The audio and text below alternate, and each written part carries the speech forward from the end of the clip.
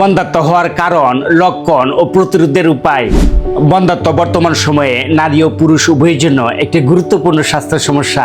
নিয়মিত দাম্পত্য জীবনযাপন করার পরও নির্দিষ্ট সময়ের মধ্যে সন্তান ধারণ করতে ব্যর্থ হওয়াকে আমরা সাধারণত বন্ধ্যাত্ব বলে থাকি।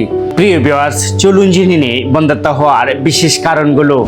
পুরুষের শুক্রাণুর সংখ্যা পরিমাণে কমে যাওয়া, শুক্রাণু চলাচল বা মোটিলিটি কম হওয়া, হরমোনের ভারসাম্যহীনতা দেখা দেওয়া, নারীদের অনিয়মিত মাসিক ও ডিম্বাণুর উৎপাদন কমে যাওয়া, পুরুষ ও নারীর প্রজননজনিত সমস্যা থাকা, এছাড়াও ভেরিকোসিল বা অন্ডকোষজনিত সমস্যা থাকা, উত্তেজক জাতীয় দ্রব্য সেবন করা, অতিরিক্ত ওজন থাকা ও মানসিক চাপ থাকার কারণেও বন্ধ্যাত্বের সমস্যা হতে পারে।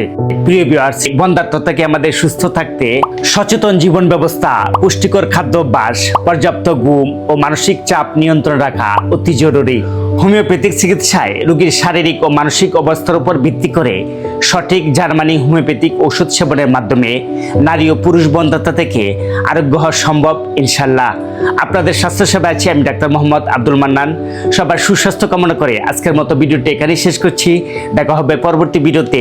সবাই ভালো থাকবেন, সুস্থ থাকবেন। আল্লাহ হাফেজ।